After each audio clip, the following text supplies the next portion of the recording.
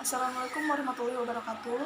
Perkenalkan, saya Yuyita Sari dari kelompok 5 dan bersama teman saya Ahmad Syarifudin akan menjelaskan materi tentang teologi aliran Mu'tazilah. Oke, baik. Di sini saya akan menjelaskan tentang pengertian dari Mu'tazilah. Secara harfiah, Mu'tazilah ini berasal dari kata itazala yang artinya berpisah atau memisahkan diri. Sedangkan secara etimologis, yaitu memisahkan diri yang berarti juga menjauhkan diri. Aliran Mu'tazilah ini muncul pada abad kedua di kota Basrah yang dipelopori oleh Wasil bin Atta yang merupakan murid dari Al-Hasan Al-Basri.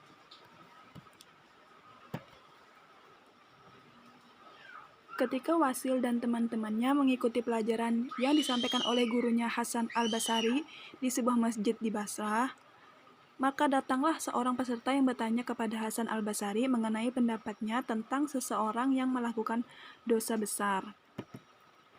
Di saat Hasan Al-Basri masih berpikir untuk menjawab pertanyaan dari salah satu peserta tersebut, secara spontan Wasil bin Atta menjawab bahwasannya orang yang mukmin yang berbuat dosa besar, maka statusnya bukanlah mukmin dan bukan juga kafir. Dia berada di antara dua posisi, yaitu al-manzilah bain al-manzilatain, yang artinya tempat di antara dua tempat. Kemudian Al-Hasan Al-Basri menjawab pertanyaan dari peserta tersebut dengan jawaban ahli sunnah wal jamaah, yaitu sesungguhnya pelaku dosa besar adalah seorang mukmin yang tidak sempurna imannya, karena imannya ia masih disebut mukmin, dan karena dosa besarnya ia disebut dengan fasik, yakni keimanannya menjadi tidak sempurna. Nah, setelah Wasil mengemukakan pendapatnya tadi, ia langsung meninggalkan tempat pembelajaran tersebut bersama teman-temannya yang bernama Amir Ibnu Ubaid. Mereka langsung menuju ke salah satu tempat di sisi lain dari masjid pembelajaran tadi. Nah, dari peristiwa inilah Hasan Al-Basri berkata bahwa Wasil telah menjauhkan diri dari kita. Itazalla ana. Dari peristiwa inilah Wasil dan pengikutnya tersebut dinamakan kaum Mu'tazilah atau kaum yang memisahkan diri. Ada juga pendapat lain itu berdasarkan Al-Baghdadi, bahwasannya Hasan Al-Basri ini mengusir Wasil dan teman-temannya Amir Ibnu Ubaid dari majelis pembelajarannya karena pertikaian di antara Wasil dan Hasan Al-Basri mengenai qadar dan orang yang berdosa besar.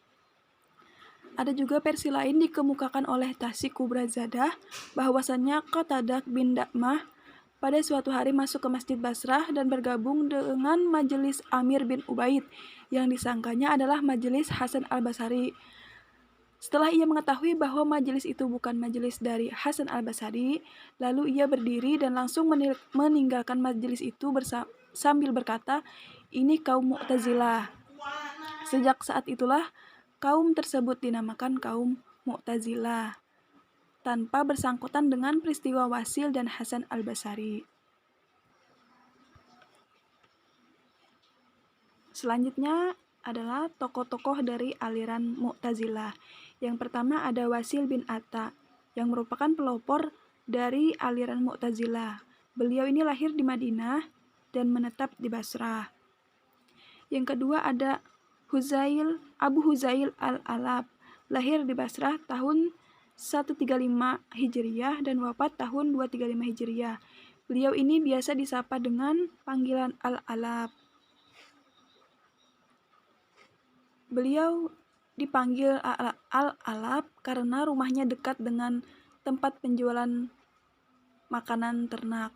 Gurunya bernama Usman Al-Tawil yang merupakan salah satu murid dari Wasil bin Atta. Abu Huzail Al-Alab ini adalah seorang filosof Islam. Ia sangat banyak mengetahui tentang filsafat Yunani, dan itulah yang memudahkan ia untuk menyusun ajaran-ajaran Mu'tazilah yang bercorak filsafat. Selanjutnya ada Abu Ali Muhammad bin Ali Jubai. Beliau lahir di kota Juba tahun 135 Hijriah, wafat pada tahun 6 267 Hijriah. Beliau akrab dipanggil dengan Al-Jubai. Selanjutnya ada Ibrahim bin Sayyar bin Hani An-Nazam. Untuk tahun kelahirannya itu tidak diketahui. Beliau wafat pada tahun 231 Hijriah. Beliau biasa disapa dengan An-Nazam. Pendapat An-Nazam yang paling terpenting yaitu mengenai keadilan Tuhan. Tuhan itu maha adil, tidak berkuasa dan tidak berlaku zalim. Selanjutnya ada Al-Zahid Abu Usman bin Bahar. Di dalam tulisan Al-Zahid ditemukan paham naturalisme atau kepercayaan akan hukum alam yang oleh kaum Mu'tazilah disebut dengan sunnah Allah. Selanjutnya ada Zarullah Abdul Qasim Muhammad bin Umar. Beliau ini biasa disapa dengan Al-Zam Khashari. Ia lahir di Khawarazm, Iran. Selanjutnya ada Abu Hasan Abdul Jabbar Ibnu Ahmad Ibnu Abdullah Al-Hamazani Al-Asadi. Ia lahir di Hamazan, Khusaran, dan wafat di Rai, Teheran. Ia dikenal dengan sebutan Al-Qadi Abdul Jabbar. Ia hidup pada masa kemunduran Mu'tazilah, tetapi dengan itu dia tetap berusaha mengembangkan dan menghidupkan kembali paham-paham dari Mu'tazilah melalui karya tulisannya yang sangat banyak.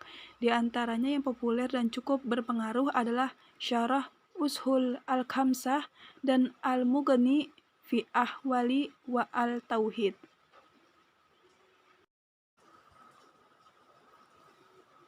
Selanjutnya yaitu pokok-pokok ajaran aliran Mu'tazilah. Pokok-pokok ajarannya ada 5. Yang pertama Tauhid. Tauhid adalah ajaran untuk mengesahkan Tuhan.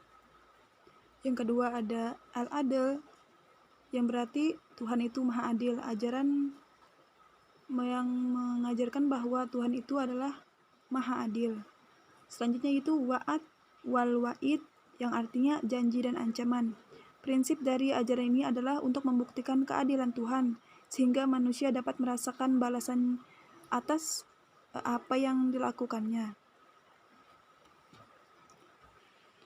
Untuk pembahasan selanjutnya akan disampaikan oleh teman saya, Ahmad Syarifuddin.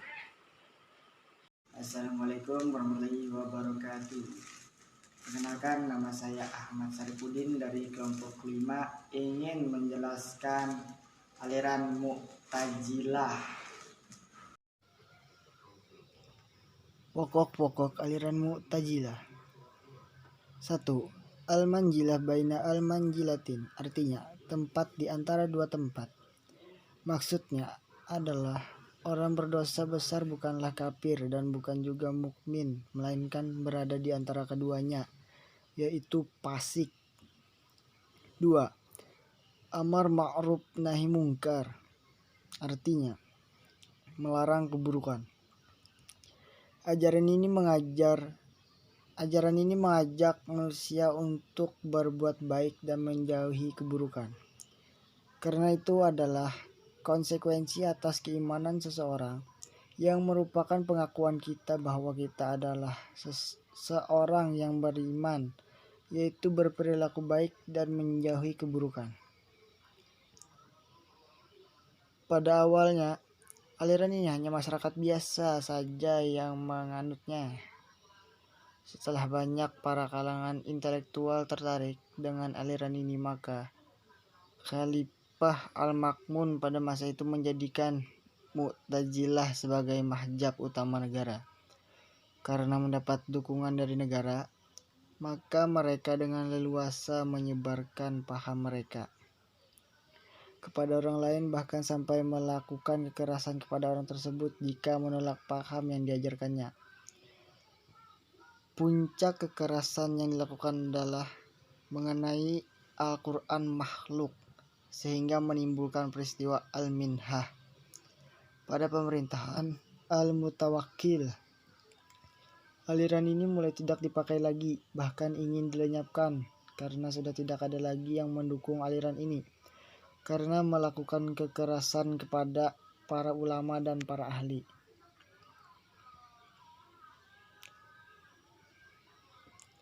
Akhirnya aliran ini mengalami banyak kemunduran hingga lenyap karena terlalu mengagungkan akal dan pikiran sehingga mengabaikan sunnah dan wahyu yang menimbulkan ketidaknyamanan para kaum muslimin. Mereka juga melakukan tindakan kekerasan pada ulama sehingga menambah kebencian para masyarakat kepada aliran tersebut.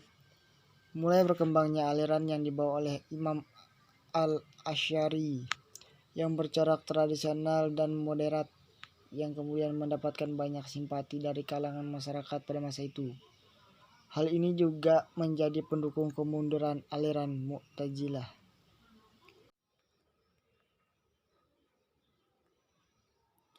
Baiklah, sekian dari kami. Semoga apa yang kami sampaikan bermanfaat.